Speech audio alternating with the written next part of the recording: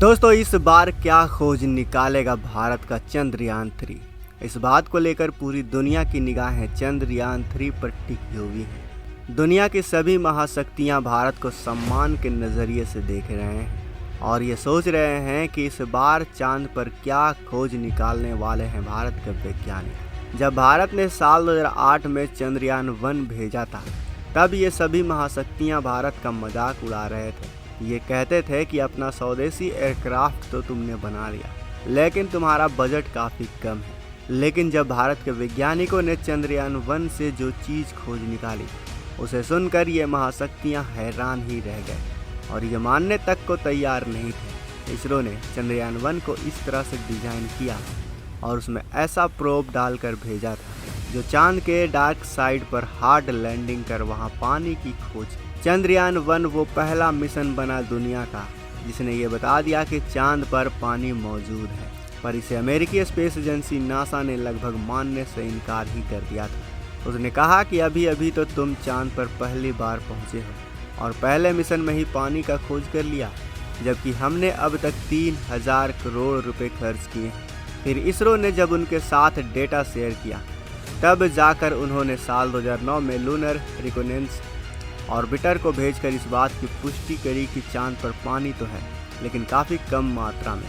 दोस्तों चंद्रयान 1 को polar satellite launch vehicle यानी PSLV C11 रॉकेट के जरिए भेजा गया था। चंद्रयान 1 लॉन्च के 5 दिन बाद 27 अक्टूबर 2008 को ये चंद्रयान चांद के पास पहुंच गया था। पहले वो चांद के 1000 किलोमीटर दूर रहकर उसका एक पूरा चक्कर लगा रहा था, फिर चांद के नज़दीक गया और फिर 12 नवंबर को वो चांद से 100 किलोमीटर की दूरी पर था। इसके बाद उसने मून के डार्क साइड पर इम्पैक्ट को लॉन्च कर हार्ड लैंडिंग की। दोस्तों इस अंतरिक्ष यान का कुल वजन 1380 किलोग्राम का था और चंद्रयान 1 का मकसद पृथ्वी का एकमात्र सैटेलाइट चांद के बारे में अच्छे से जांच करना था।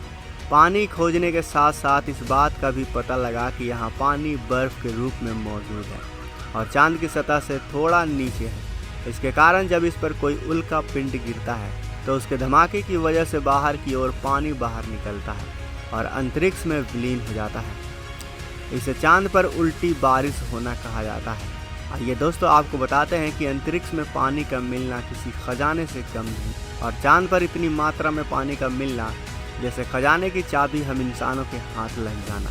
उसके बाद नासा रुका नहीं बल्कि साल 2013 में उसने एक और मिशन को लॉन्च किया जिसमें उसने रोबोटिक मशीन के जरिए चांद के वायुमंडल का बारीक तरीके से स्टडी करना शुरू कर दिया और इस स्टडी में पता चला कि चांद पर नाक के बराबर वायुमंडल होने के बावजूद भी वहां पर पानी मौजूद है, जो कि अपने आप में एक सवाल पैदा करता था कि चांद पर इतनी पतली वायुमंडल होने के बाद भी यहाँ पानी का होना कैसे मुमकिन है, क्योंकि ना ही चांद पर कोई वायुमंडल है और ना ही कोई बादल।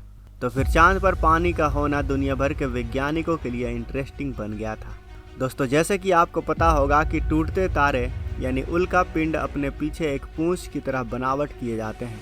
उल्का पिंड के पूंछ उसी के टुकड़े और धूल से बने होते हैं और जब यह उल्का पिंड पृथ्वी के एटमॉस्फेयर में घुसता है तो पृथ्वी में पहुंचने से पहले ही ये एटमॉस्फेयर में जलकर राख हो जाते हैं। लेकिन जब यही उल्का पिंड चांद की ओर आता है तो चांद पर कोई वातावरण ना होने की वजह से यह आसानी से चांद की सतह या यूं कहें कि क्रिएटर सी से टकरा जाते हैं और इस टकराव से चांद पर मौजूद सतह के नीचे मौजूद पानी तेज रफ्तार से सतह से बाहर आ जाते हैं और एटमॉस्फेयर के अभाव में ये पानी सीधे अंतरिक्ष में चला जाता है। क्रिएटर से निकलते इस पानी को नासा के रोबोटिक मशीन ने डिटेक्ट किया था और वैज्ञानिकों को यह तस्वीर भेजी थी, जिसे देखने के बाद ऐसा लगा कि चांद पर उल्टी बारिश होती है, यानी चांद पर बारिश आसमान से ज़मीन की ओर नहीं बल्कि ज़मीन से आसमान की तरफ होती है। हालांकि इसके बाद भी नासा के वैज्ञानिकों का कहना था कि चांद पर पानी मौजूद है लेकिन काफ़ी कम मात्रा में।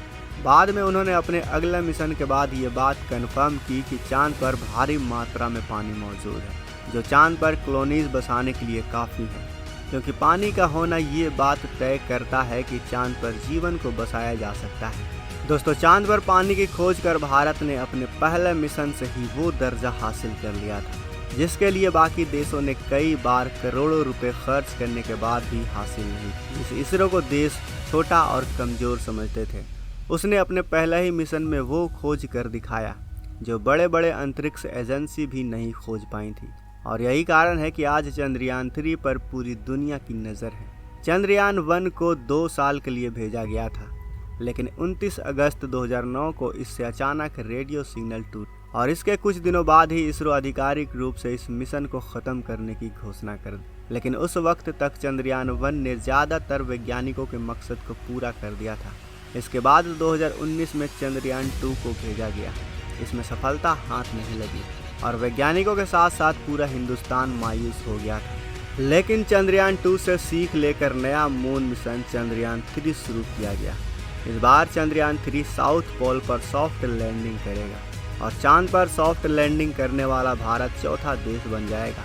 दोस्तों, इस वक्त हमारे इसरो को सबसे कम बजट में सैटेलाइट लॉन्च करने वाला सबसे काबिल स्पेस एजेंसी माना जाता है, और अगर इसरो ने मून पर सॉफ्ट लैंडिंग कर दी तो दुनिया के कई प्रोजेक्ट इसरो के हाथ लग जाएंगे।